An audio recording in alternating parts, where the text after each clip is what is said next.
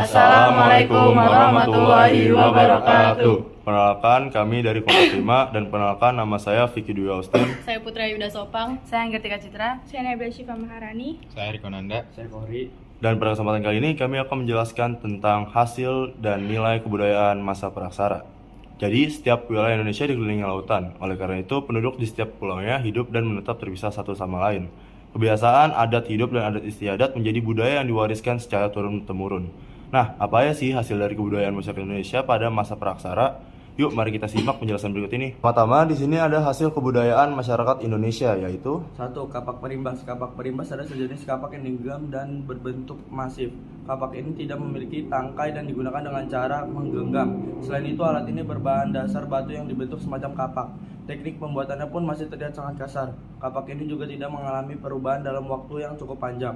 Bagian tajam pada kapak ini hanya terlihat pada satu sisi saja. Kapak ini ditemukan di Lahat, Sumatera Selatan, Kamuda, Lampung, Bali, Flores Timur, Punung, Pacitan, Jampang, Kulon, Sukabumi, Parigi, dan Tambang Sawah, Bengkulu. 2. Kapak penetak. Nah, kapak penetak memiliki bentuk yang hampir sama seperti dengan kapak perimbas. Hanya saja bagian tajamnya terlihat lebih berliku. Selain itu, kapak penetak memiliki bentuk yang jauh lebih besar dibandingkan dengan kapak perimbas. Kapak penetak juga dibuat dengan cara yang masih kasar. Oh iya, kapak ini juga berfungsi sebagai membelah kayu, pohon, bambu, dan ditemukan di semua wilayah di Indonesia. Yang ketiga ada pahat genggam. Pahat genggam terbuat dari kalsedon dan fosil kayu. Selain itu, pahat genggam juga berukuran sedang dan juga terbilang cukup kecil. Para sejarawan menyimpulkan bahwa pahat genggam berfungsi untuk menggeburkan tanah.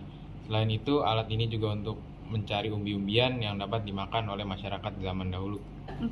Alat serpih. Alat serpih merupakan batu pecahan sisa pembuatan kapak genggam yang dibentuk menjadi alat tajam.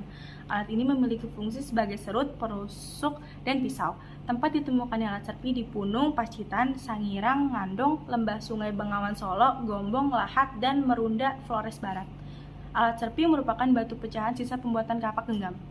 5. Alat-alat terbuat dari tulang. Alat-alat tulang terbuat dari tulang-tulang binatang buruan, misalnya tanduk, menjangan, dan dari duri ikan pari. Umumnya benda ini digunakan sebagai mata dari tombak. Alat-alat ini banyak ditemukan di Gua Lawang di daerah Gunung Kendeng, Bojonegoro. Selain itu di gua-gua sekitar wilayah Tuban, Gua Gede, dan Gua Kandang.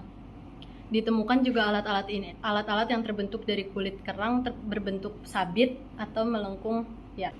Nah, selanjutnya di sini ada nilai kebudayaan pada masa praksara. Dan yang pertama adalah Gotong royong. Dalam buku sejarah Indonesia masa praksara 2015 karya Herimanto, manusia purba hidup secara berkelompok untuk memenuhi kebutuhan dan menghadapi tantangan alam. Dalam pola hidup berkelompok, manusia purba selalu menerapkan budaya gotong royong. Dalam memenuhi kebutuhan hidupnya, budaya gotong royong manusia purba terlihat dan cara mereka berburu dan meramu makanan. Sejak zaman Paleotikum, manusia purba telah melakukan pembagian tugas dalam tingkat sederhana ketika berburu dan meramu makanan. Kreatif dan inovatif. Manusia purba menciptakan berbagai macam alat kebudayaan untuk memenuhi segala kebutuhan hidup mereka.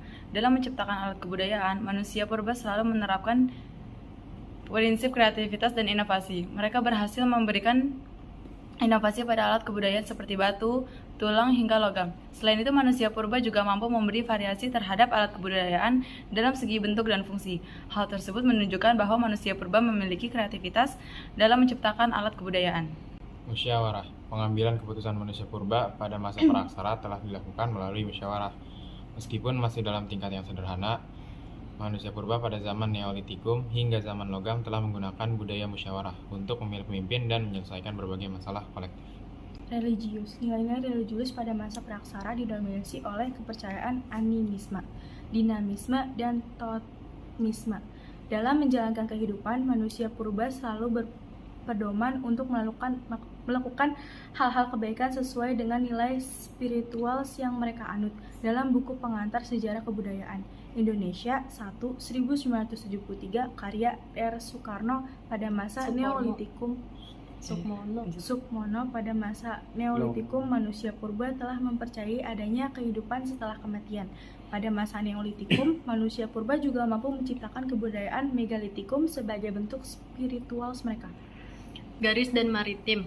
Pada masa praaksara, corak kehidupan manusia purba identik dengan nilai budaya agaris dan maritim. Dalam budaya agaris, manusia purba telah berhasil mengembangkan kemampuan bercocok tanam untuk memenuhi kebutuhan pangan mereka. Sedangkan dalam budaya maritim, manusia purba mampu melakukan pelayaran untuk menemukan daerah-daerah potensial yang cocok ditinggal. Hal ini dibuktikan yang dari persebaran bangsa Proto-Melayu dan Deutero Melayu dari wilayah Indochina menuju ke Kepulauan Indonesia. Jadi itulah hasil dari penelitian dan pencarian kami tentang nilai kebudayaan dan benda-benda yang ada pada masa praksara di Indonesia. Jadi sekian dari kami. Wassalamualaikum warahmatullahi wabarakatuh.